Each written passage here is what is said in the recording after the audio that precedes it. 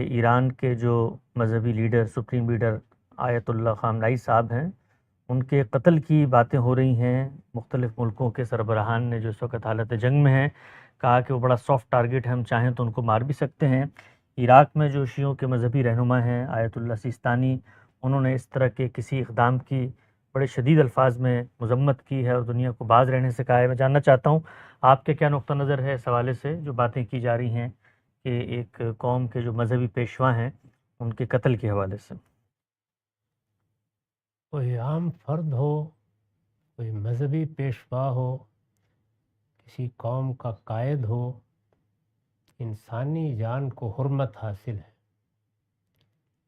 یہ عام حالات میں لی جائے، کسی ملک میں قانون کا نفاذ کرتے وقت کسی کے خلاف کوئی اقدام کیا جائے یا جنگ و جدال کے نتیجے میں لی جائے، ہر حال میں اخلاق کی جواز کا تقاضا کرتی ہے۔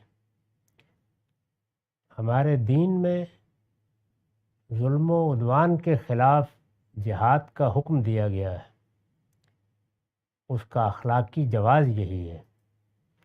چنانچہ ظلم و عدوان کے خلاف جنگ کی جائے گی، اللہ کی خوشنودی کے لیے کی جائے گی، تو ہم اسے جہاد فی سبیل اللہ کہتے ہیں اور ایک بڑی عبادت سمجھتے ہیں۔ یہی جنگ بلا جواز کی جائے تو یہ مجرمانہ فعل بن جاتی ہے۔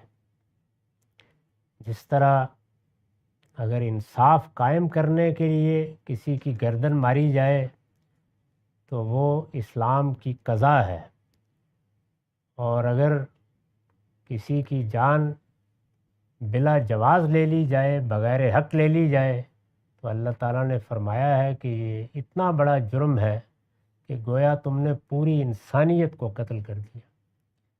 ایران کے خلاف جو اقدام کیا گیا ہے اس کو جس پہلو سے بھی دیکھیے، وہ اسرائیل نے کیا یا وہ امریکہ نے کیا ہے، بالکل بلا جواز ہے۔ اس کے لیے جو استدلال کیا جا رہا ہے اس کے پیچھے بھی کوئی اخلاقی دلیل نہیں ہے۔ جوہری ہتھیار اگر نہیں ہونے چاہیے تو دنیا میں کسی ملک کے پاس بھی نہیں ہونے چاہیے۔ اس میں کوئی شبہ نہیں کہ جوہری ہتھیار رکھنے کا سرے سے کوئی جواز ہی نہیں ہے۔ ہتھیار وہی ہونے چاہیے جو مقاتلین کے خلاف استعمال ہوتے ہیں، کمبیٹنٹس کے خلاف۔ غیر مقاتلین کے خلاف استعمال ہونے والے ہتھیار قتل عام کے ہتھیار ہیں، اس وجہ سے بالکل ناجائز ہیں۔ خود ایران کے رہنماؤں نے، اور مذہبی رہنماؤں کا میں ذکر کر رہا ہوں، یہی فتویٰ دے رکھا ہے۔ چنانچہ اس طرح کے ہتھیار اگر نہیں ہونے چاہیے تو میں نے عرض کیا کہ پوری دنیا میں نہیں ہونے چاہیے، نہ امریکہ کے پاس ہونے چاہیے، نہ روس کے پاس ہونے چاہیے، نہ برطانیہ کے پاس ہونے چاہیے۔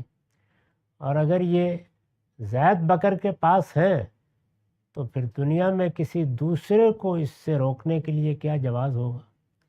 اس لیے میں نے عرض کیا کہ یہ حملہ، اس حملے کی دھمکیاں، اس کے لیے اب تک جو کچھ کہا گیا اور جو کچھ کیا گیا ہے وہ سراسر بلا جواز ہے۔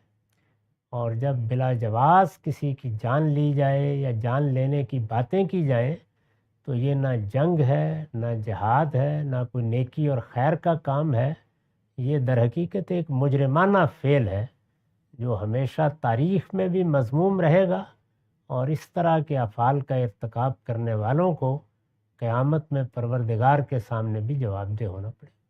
اچھا غم صاحب، یہ جو بھی آپ نے بات فرمائی کہ اگر جوہری ہتھیار رکھنا اپنی ذات میں کوئی بری چیز ہے ممنوعات میں سے، تو پوری دنیا کو اس کو مطابق چلنا چاہیے ہے۔ کہا یہ جاتا ہے کہ دنیا کے جن ممالک کے پاس ہے وہاں پر اس طرح کا نظم ہے، کوئی ڈیموکریسی ہے، کوئی سنجیدہ لوگ ہیں جو دنیا کو جانتے ہیں، وہ اس طرح بلا جواز اس کا استعمال نہیں کریں گے۔ ایران کی جو لیڈرشپ ہے وہ دنیا کے ان دو ممالک سے نفرت رکھتی ہے، ان کے خاتمے کا خواب دیکھ رہی ہے، لہٰذا مذہبی لیڈرشپ کے ہاتھ میں اگر یہ ہتھیار آ جاتے ہیں تو پھر اس سے دنیا میں تباہی پیدا ہوگی۔ یہ ایک نقطہ نظر ہے، اس کو دنیا میں کسی جگہ پیش کرنا چاہیے۔ مثال کے طور پر ایک ادارہ اقوام متحدہ کا بنایا گیا ہے، اسی طرح عالمی عدالتیں ہیں، وہاں پیش کریں اس نقطہ نظر کو، اس پر گفتگو ہوگی۔ سوال یہ ہے کہ محض طاقت اس کا فیصلہ کر دے گی کہ فلاں کے پاس ہونے چاہیے اور فلاں کے پاس نہیں ہونے چاہیے۔ دنیا میں کوئی نظم ہے جو یہ فیصلہ کرے گا، کوئی قانون ہے یہ فیصلہ کرے گا۔ اگر اس طرح کا قانون بنایا گیا ہے کہ مذہبی لوگوں کے پاس یہ نہیں ہونے چاہیے، تو پھر دنیا کے بڑے ملکوں میں جب مذہبی رجحانات رکھنے والی قیادت انتخاب لڑ کے آ رہی ہو تو اس وقت بھی سوچنا چاہیے کہ اب یہ ہتھیار کسی اور کے حوالے کر دیے جائیں۔ تو یہ طاقت کی زبان ہے جو بولی جا رہی ہے، اس کے پیچھے نہ کوئی قاعدہ ہے، نہ قانون ہے، نہ کوئی اخلاقی پہلو ہے۔ اس طرح کی زبان میں بھی بول سکتا ہوں، کوئی دوسرا بھی بول سکتا ہے۔